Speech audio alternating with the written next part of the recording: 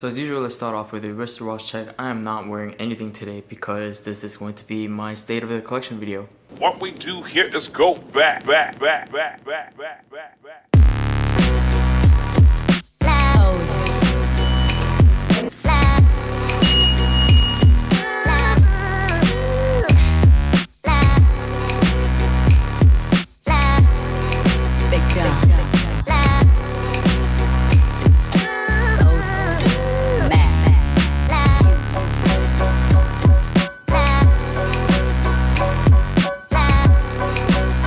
So my theme is casual, and it needs an additional element, whether it be sporty or dressy. And I don't like overly built sports watches, nor do I like highly refined dress pieces with a open heartbeat moving casing and tourbillon. The category that I can say that I like in terms of watches is refined sports watches. So I currently have a main sports casual watch, and that is my ceramic no date Submariner.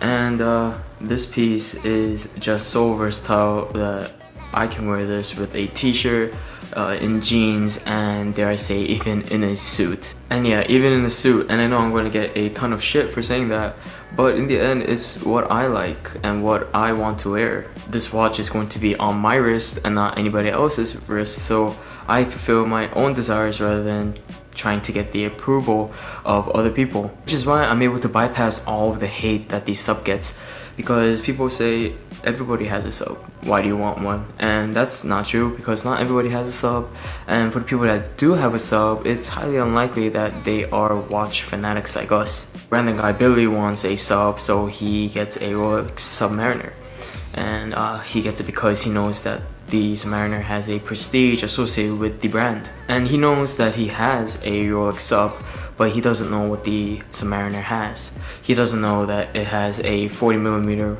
diameter, a 20mm lug to lug width. He doesn't know it has a 3130 movement with a 48-hour power reserve with a parachrome hairspring. And so many people have a sub, but what separates me from the average Submariner owner is that I know what the sub has inside and out, and I appreciate every single aspect of it, not only cause it's a fancy Rolex. And so my next piece is my main casual dress piece, as you can call it. This one is my Rolex Datejust 2 with the white applied index markers. Now this is a special piece because this is the first Rolex that I've ever tried on at a Rolex boutique. I was at a mall one day with my mom, and there was an assortment of watch shops, so I checked out the Rolex boutique, being scared like most people are when they first go to an AD, and this is the first piece that I tried on, not knowing that I'll ever own this piece later on. And as soon as I had this piece on my wrist, I instantly connected with it. So a lot of people ask me why I got the Datejust 2 over the Datejust 1601 or the 1603 or 160233. And that's because the Datejust 1 is great, but the Datejust 2 accomplishes a completely different role. The Datejust 2 has a more casual and sportier vibe to it due to its bigger Rolex Oyster case and generally just increased size. But it can also be dressy because it has an entirely polished case, the polished center links, the smooth polished bezel. And so I view the Datejust 1 or the Datejust 1601 and the Datejust 2 as two completely different watches. And in terms of the size, the case shape, the movement crystal dial bracelet, I believe that the Datejust 2 is more fairly compared to a Milgauss competitor in terms of its aesthetics rather than a 1601. I'm personally not a fan of the Milgauss. I just don't like the dial configurations that it has. I'm much more attracted to the Datejust 2 look, which is why I have a Datejust 2 and not a Milgauss. And the differences that I notice about the 1601 and the Datejust 2 explains why I want a vintage 1601 today. And speaking about vintage watches, my vintage Omega Geneve with the blue dial, I currently have it, and a gray crocodile strap. it just fulfills the role of my subdued dress watch as well as my subdued everyday watch, because people don't really recognize this as an Omega to the average consumer. If I get stopped on the street about this watch or somewhere, it's mostly because the guy is a watch person and he notices that it's a vintage Omega Geneve, because there are stunningly unique characteristics about this watch that separates it from every other piece. And that's because most people are so used to the watches that Omega associated, like the Speedmaster. This watch is so simple, but it has that look closer element, being an all original piece. It even has the original crystal with the Omega logo inscribed in the crystal, I believe. And of course, it just has that cool vintage aspect that I love so much about this. So the next piece would be my the first watch that I can say that I wore consistently for a long period of time would be my G-Shock. And this piece has been through hell and back. So I got this piece before my first year of high school. I got it the summer after I graduated middle school. And the reason why I got this is because for some reason when I was attending middle school, it was just cool to have a white G-Shock.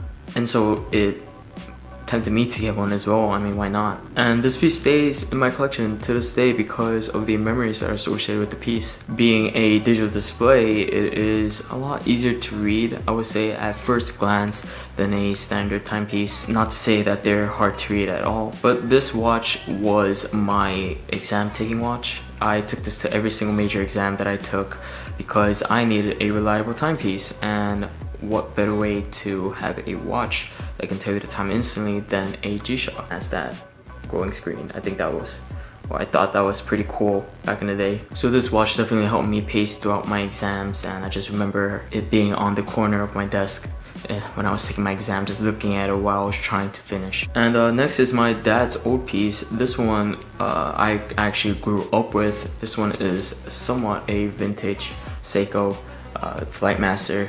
They don't make these anymore. They stopped productions in the 90s.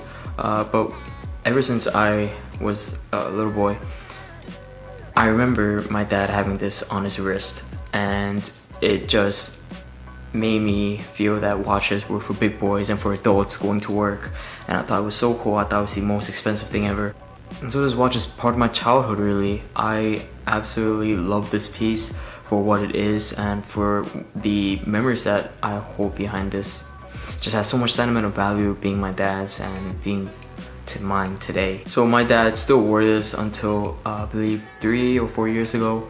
I got him another Seiko for his birthday, and that was the SSC081, which is a solar powered Seiko with a leather band. It has a compass, and it just has a tough feeling vibe to it, which I associate my dad with. And so after giving him that, he just wore that constantly throughout every single day. And that's the thing about him, is he doesn't really switch watches on and off. He wears one watch for a very long period of time, unless someone gives him a new watch or something happens to the old watch, like a dead battery. And so my dad didn't get really expensive timepieces and wasn't obsessed in watches like we are. He just liked the fact that he was wearing a watch, and he liked watches as a watch, not anything else. He said every man needs a trusted, reliable watch, and so he definitely helped me get into this hobby as well.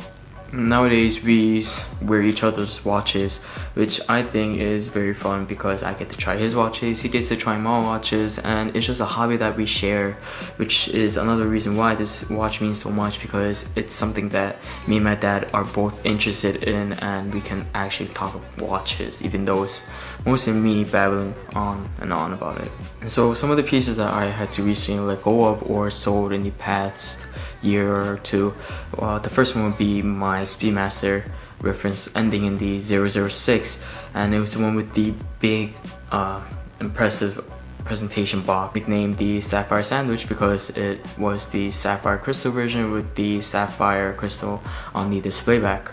And I absolutely love that piece. It was my first luxury timepiece, but at the moment I currently grew out of it for some reason. I feel like I got into the hype that the Speedmaster was associated with at the time and still is today, so that's why I picked it up, I guess. I also needed funds for non-watch related businesses, and so the piece that had to leave was unfortunately the Speedmaster. I currently don't have an itch for another one right now, but who knows, maybe I'll want one later on. And that's going back to my previous video about shifting interest, and if you guys want to check that out, there will be a link on the screen right now. But yeah, I can definitely see myself wanting one again in the foreseeable future.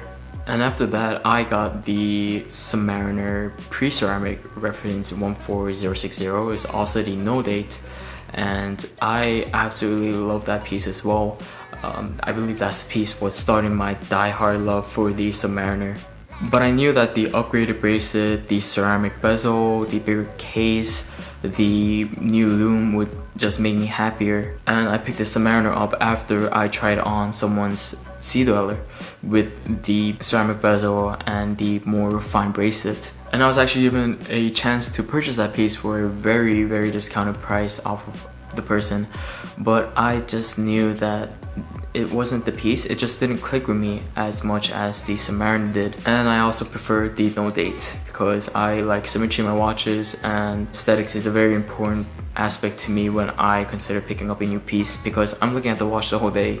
Which is why I got the pre-ceramic and then upgraded to the ceramic not too long ago. It hasn't even been a year yet. And of course, I had my fair share in Seiko watches. When I first started out getting into watches, I had the Star 033, the SKX 007, the Chrono. It had a blue and black bezel. I don't know the reference number offhand right now, but ultimately I had to let those pieces go. I wanted to take the next step in my collection and be able to afford pieces that I wanted. And yeah, I would need to put a watch back on because I feel naked without one on right now. There. So I'm wearing a Submariner today. So the pieces that I'm currently looking at or planning to get or want to get is the first near purchase that I'm trying to do is a Rolex Datejust 1601. I am currently on this vintage bug, as a lot of people are today. I just really want that piece. After having so much joy from my vintage Omega, I definitely would want to pick up a 1601. I'm also really liking the Omega Seamaster with coaxial 300 movement with the ceramic black bezel. It has that vintage look, but I think it's just so nicely executed that I definitely want to have one in the future. And much later down the road, I do want to pick up a steel Daytona, and I know it's very hard to get.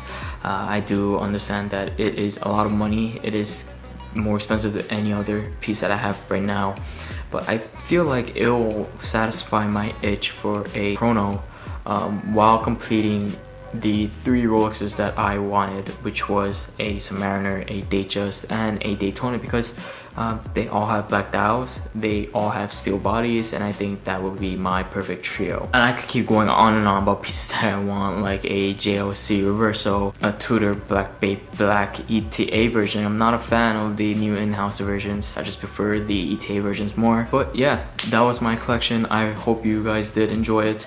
I have something or some special sentimental value attached to every single watch, so I don't see myself selling any of them soon. So let me know where you guys are currently in your collection. Are you leaning towards more entry-level pieces, or are you trying to make that jump into your first luxury timepiece? So I hope you guys enjoyed the video. I definitely had a lot of fun making this. And if you guys have any comments or questions, please do leave them down below. I do read every single one of them. And if you have any questions that you want to talk to me about personally, feel free to email me. I also have that in the description. I'd love to talk watches with you guys.